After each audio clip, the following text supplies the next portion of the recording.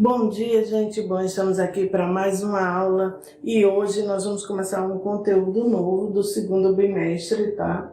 Que é formas de relevo.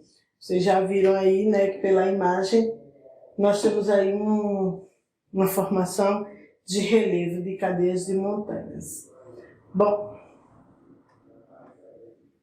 Mas o que é relevo, né? O relevo é a expressão da modelagem da superfície terrestre, um resultado de uma infinidade de acontecimentos que marcaram a história geológica da Terra, né? Que se encontra em constante dinamismo e transformação. O relevo sempre está se modificando, se alterando, se transformando. Assim, ele expressa sua história pelos diversos níveis, né? E suas diferenças de altitudes. Ó, gente, esse asterisco aqui porque eu vou botar o conceito de altitude para vocês, tá? Suas fisionomias e de todos os seus elementos que compõem essas paisagens. Os distintos formatos presentes na costa terrestre são resultados desses agentes transformadores do relevo. Mas antes vamos ver aí essa questão da altitude. O que é altitude, né? É a distância vertical entre um ponto da superfície terrestre e o nível do mar. É diferente da altura, que é a distância entre a base e o topo, certo? De um objeto em aparição. Então vamos ver aqui. Essa imagem aqui, ó, está lá no livro de vocês, tá? O que é que a gente vai ver? Primeiramente que essa linha aqui é a linha que a gente vai definir como nível médio dos mares, ou nível do mar, certo? Estamos aqui o nível do mar. Aqui nós temos uma base, tá? A 1 quilômetro do nível do mar, mais ou menos, aqui temos 1 quilômetro, nós vamos ter uma base, uma planície, e aqui ainda dá, aí é uma parte que dá para construir casas e viver, vou assim dizer. Até aqui, o ponto A mais ou menos 3 quilômetros de altitude, escuta mesmo, a 3 quilômetros de altitude, ainda dá para morar, ainda dá para ter uma casinha, certo? Mas, subindo mais, né, para um cume de uma montanha, que nesse caso aqui ele vai nos mostrar 6 quilômetros de altitude em relação ao nível do mar, não dá para ter uma casinha. Por que não dá, professora?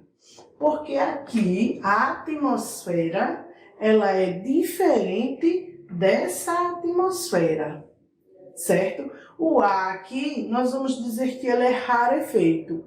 Nós vamos estudar isso mais a fundo nos próximos bimestres, quando a gente for estudar a atmosfera. Nós vamos ter um capítulo só sobre a atmosfera, então nós vamos estudar isso. Então tem essa diferença, tá? São dois tipos de agente que transformam o relevo. Os agentes endógenos ou internos, que são ocasionados pela dinâmica interna do planeta, são movimentos tectônicos, abalos sísmicos e vulcanismo, como a gente já viu, né?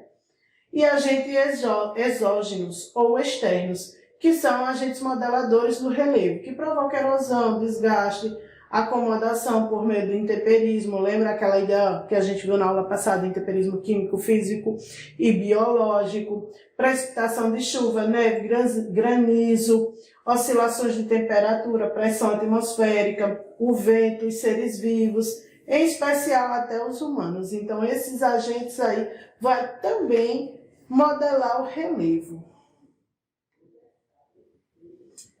Nessa imagem aqui, eu achei interessante colocar ela, porque ela seria um acúmulo de tudo que existe num relevo, do oceano a um estuário. E olha só, oceano, ilhas, falésia, existem dois tipos de falésia, a viva e a morta. A viva é a que a água bate, a morta, a gente já vai botar outro nome, erosão, não vai bater água, aqui ó, é uma falésia morta, não tem água, tá? Beira-mar, né, um lago, aqui um planalto, Aqui a formação de um Grand Canyon, ou que um canyon só, né? A cachoeira, que é uma queda, e a cachoeira vai ocasionar da geleira. Aqui um vale, tá? O pico de uma montanha, aqui a formação de geleira. A cordilheira, que é uma cadeia de montanhas. A formação de um rio, colinas. Aqui uma área de planície, que é algo plano, né? Já viram aqui a erosão, como eu mostrei, e o estuário. Então, tudo isso aí vai compor também um relevo. É interessante. A gente pensa que relevo só é algumas coisinhas, mas vai estar tudo isso incluso. Os principais tipos de relevo são esses, né? As montanhas, planalto, planícies e depressões. Mas aqui nesse esqueminha, eu gosto de desenhar isso no quadro para vocês. Infelizmente não vou poder fazer isso, né? Mas, ó, aqui uma planície, tá vendo? Fica sempre próximo ao mar. Temos aqui um planalto, né? Aqui a gente tem uma depressão, e essa depressão é absoluta, nós temos dois tipos. A absoluta ela é mais profunda que a relativa. Subindo temos uma cadeia de montanha, e aqui é uma depressão relativa. Então temos aí todos os tipos de relevo, os principais deles. Vamos ver de um por um. Então, primeiro as montanhas. As montanhas são um tipo de relevo caracterizado pelas suas acentuadas elevações, ou seja, pela parte da superfície que representa maiores altitudes, né? E que tem intensas declividades. Quando apresentam um conjunto extenso, recebe o nome de cadeias de montanha, ou também chamado de cordilheira. Aqui próximo nós vamos ter as cordilheiras dos Andes, a Cordilheira dos Andes. Existem diferentes processos responsáveis pela formação de montanhas, né? Para isso, os tipos mais diferentes de formação são as vulcânicas, que é formada pela ação da decomposição de vulcão, da composição de vulcões. As dobradas, que são as mais comuns, também chamadas de dobramentos modernos, né? Pela constituição de dobramentos das terras, tanto o tectonismo, ou seja, as placas se colocam uma sobre a outra. A de erodidade, que é a formação a partir da erosão, né? Em torno de durante um longo processo aí. E a de falhas, que são as que surgem, né? Com os falhamentos em blocos rochosos. As montanhas dobradas são as mais decorrentes, porque são as mais jovens, com formação provável durante o período terciário, na era cenozoica. Portanto, com menos tempo de desgaste e deixam de ser montanhas. As formações mais famosas desse tipo, né, são as cordilheiras do Himalaia, na Ásia, dos Andes, na América do Sul, dos Alpes, na Europa, e as rochosas da América do Norte. Então, essas são as montanhas mais famosas do mundo, tá? Vamos agora, então, para os planaltos. Os planaltos são áreas com uma relativa altitude e uma superfície mais ou menos plana, com limites bem nítidos, né? Estes geralmente constituem escarpas ou serras. Apesar de serem estendidas como áreas planas, suas superfícies são mais acidentadas do que as outras planícies, né? E com um maior número de serras e ondulações em suas paisagens, além de ser um tipo de relevo onde encontra as escarpas. Os planaltos, por serem geralmente mais altos, né? Tá aqui a Chapada Diamantina, para vocês terem noção como é alto, né? Então, eles apresentam predomínio de um processo erosivo, o que quer dizer que o desgaste do solo é o maior acúmulo, né, dos sedimentos, ou seja, isso aqui foi desgastado pela ação do vento, e costumam deslocar para as áreas baixas. Quase sempre os planaltos estão cercados de depressões, tá? Relativas. Tal costuma ocorrer no território brasileiro, que é o exemplo aí citado por mim. Existem 3 tipos de planaltos. Os que são formados por rochas de origem vulcânica, as basálticas, né? Aqueles constituídos por rochas metamórficas, magmáticas, intrusivas, que são solos cristalinos. Eu vou dizer assim, o planalto da Borborema é esse aqui, tá?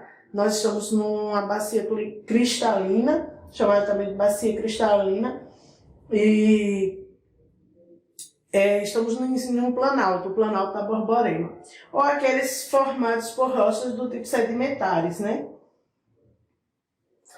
Para as planícies, vocês podem observar aqui o rio Amazonas, já serpenteando aqui a região norte, né? São áreas com uma fisionomia plana, né? Uma paisagem menos acidentada, que possui altitudes baixas, menores, né? E recebem grande quantidade de sedimentos. São provenientes do desgaste de outras formas de relevo. Então, a formação de planície ela também vem de outras formações, né? As planícies são, em geral, o tipo de relevo propício para a ocupação humana, porque fica próximo à água, é mais plano, né? No entanto, regiões próximas a grandes cursos de água existem riscos de enchente, então há um estudo sobre isso. Você chega, vou morar ali na beira do rio. Não, tem que pensar. Haja vista que os rios têm períodos de cheio e podem se expandir rapidamente, né, em vastas áreas, pois não há uma declividade acentuada. Como o relevo é plano, se chove e alaga, ele vai subir tudo, não tem uma declividade, né, não tem uma descida para as áreas. Então, isso são chamados até de planícies de inundação.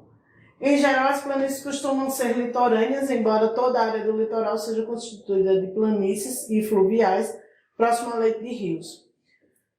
Nas planícies fluviais, muito conhecidas no Brasil, né, temos a do Rio Amazonas, que vocês viram lá na imagem, e pode ser quase totalmente plana. Possui um potencial baixo hidrelétrico, porque não existe uma queda de água, então não dá para no Rio Amazônia produzir energia, não dá para fazer uma hidrelétrica no Rio Amazônia, tá? Vamos então para as depressões.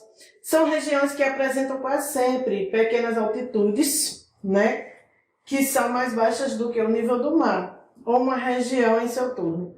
Possui geralmente superfície plana e côncava, que uma vez que passam, né, por um longo período de erosão, né, e caracteriza a sua predominância, o acúmulo de sedimentos provenientes dessas regiões. As depressões, como vocês viram, vai ser de dois tipos, as absolutas e as relativas. Aqui vocês podem observar, isso aqui é o Mar Cáspio, tá? E ela é uma depressão. Olha que interessante, né? Por isso que eu trouxe essa imagem para vocês, porque é bem interessante. As depressões absolutas, né? Aquelas que se encontram abaixo do nível do mar. Um exemplo nós vamos ter aqui o Mar Morto, mas também o Mar Cáspio, tá? Existem os dois. E a maior que o Mar Morto é a maior depressão absoluta do mundo, mas o Mar Cáspio também é uma depressão absoluta. E vamos ter as relativas, que são as menos baixas, né, do que o relevo que existe em seu redor. A formação das depressões acontece de duas formas. Na primeira, pelo seu desgaste ou erosão ao longo de milhares de anos, que é causada aí pela composição, né, menos resistente de outras áreas, e a segunda, né, que é os movimentos epirogenéticos, nome interessante, né, da Terra, que é quando a região afunda lentamente por forças endógenas, ou seja, por forças que estão no interior da Terra. Alguma coisa acontece no interior da Terra e acaba moldando, né, de forma a afundar aí um pouco o relevo, provocando mais ainda a depressão. Bom, gente, nosso conteúdo hoje foi sobre isso, né? Espero que vocês tenham gostado. Estou morrendo de saudade de vocês. Gostaria que essas aulas tivessem sido na sala, né, para ter uma interação. Como eu sinto falta de vocês estarem falando comigo. E quero dizer a vocês que eu tô lá, é só me chamar, tá? Vocês sabem, é só falar comigo pelo Zap que a gente conversa, a gente tiverem dúvidas, perguntas, né? Falem sim, não fiquem com vergonha não, vocês sabem que eu não tenho isso, né? Não tenho essas besteiras não, eu atendo vocês a qualquer hora, é só me chamar que a gente tira aí a dúvida de vocês, eu tô aqui para isso, tá?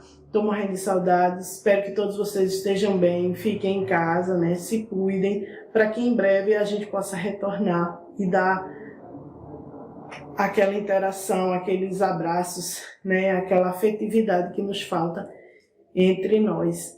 Bom, tô morrendo de saudade, beijo a todos, até a próxima.